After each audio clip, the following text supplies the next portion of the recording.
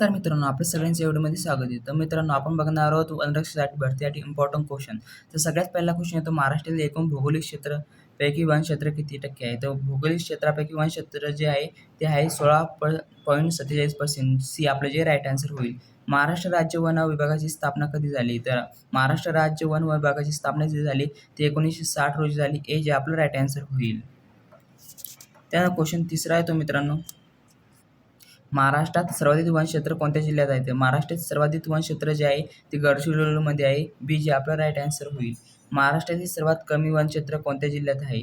तर कमी वनक्षेत्र जे आहे ते मुंबई शहरामध्ये आहे. ए जे आपलं राईट आन्सर होईल. त्यानंतर क्वेश्चन पाचवा येतो मित्रांनो, भारतीय वन संरक्षण संस्था कुठे आहे? तर भारतीय वन संरक्षण संस्था जी आहे ती डेहराडूनमध्ये आहे. सी जे आपलं राईट आन्सर होईल. क्वेश्चन सहावा येतो, भारत वन अहवाल किती वर्षांनी प्रकाशित केला जातो? भारत वन अहवाल जो प्रकाशित केला जातो 2 वर्षांनी प्रकाशित केला जातो. बी जे आपलं राईट आन्सर होईल.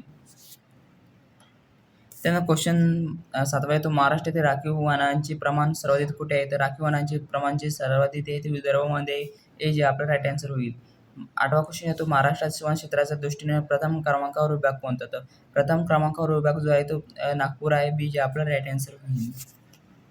त्यानंतर क्वेश्चन नववा येतो, सामाजिक वनीकरण योजना कधी सुरू झाली? तर सामाजिक वनीकरण योजना जी सुरू झाली 1982 रोजी झाली. बी जे आपल्याला राईट आन्सर होईल.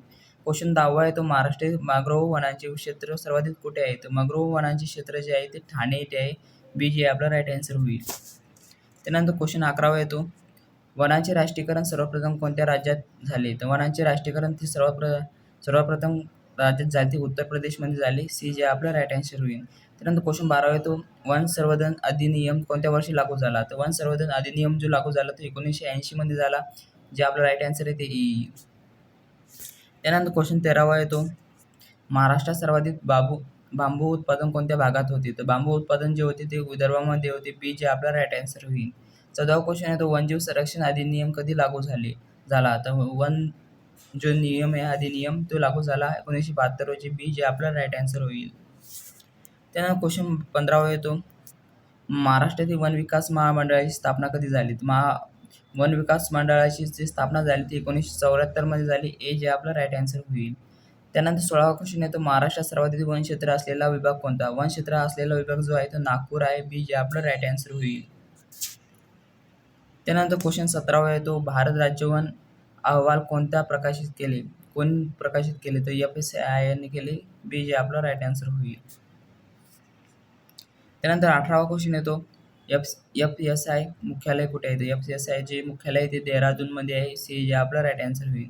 त्यानंतर 29वा क्वेश्चन येतो, महाराष्ट्रात वनक्षेत्र वाढवण्यासाठी कोणती योजना महत्त्वाची आहे? तर महाराष्ट्रात वनक्षेत्र वाढवण्यासाठी योजनाची महत्त्वाची सामाजिक वनीकरणाची योजना महत्त्वाची. बी जे आपला राईट आन्सर होईल.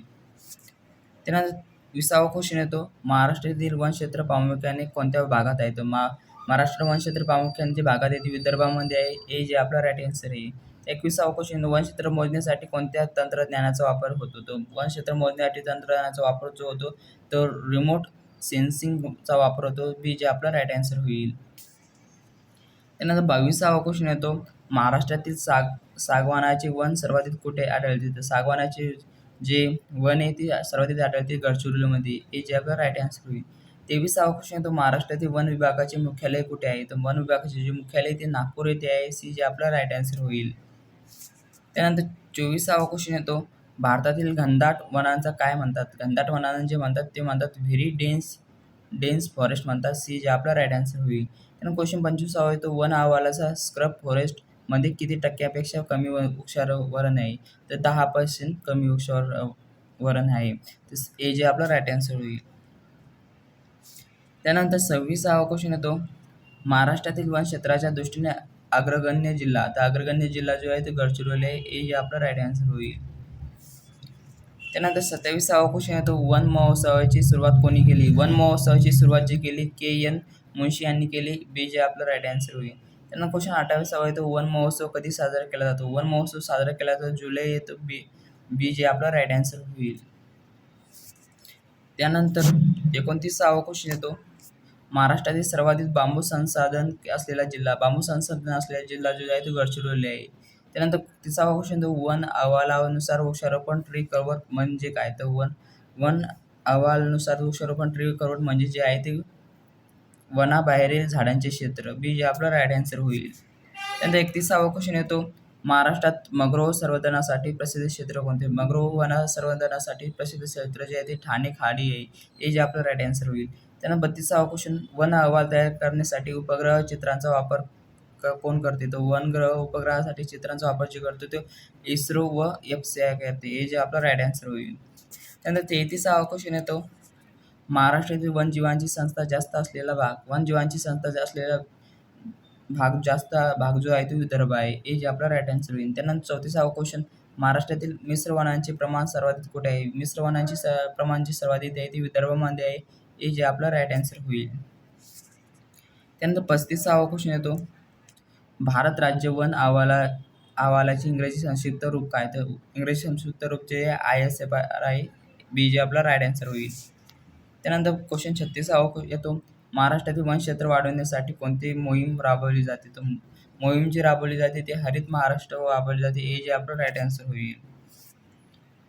त्यानंतर 37वा क्वेश्चन येतो, वन अहवाल ओपन फॉरेस्टसाठी वृक्षारोपण किती असते? तर वृक्षारोपण जे किती असते ते असे 10/40% असते. तर हे जे आपलं राईट आन्सर होईल. त्यानंतर 38वा क्वेश्चन येतो, महाराष्ट्रातील वन क्षेत्राचा मोठा भाग कोणता प्रकारचा आहे? तर मोठा भाग जो प्रकारचा आहे तो आहे उष्णकटिबंधीय पानगळी वन. हे जे आपलं राईट आन्सर होईल.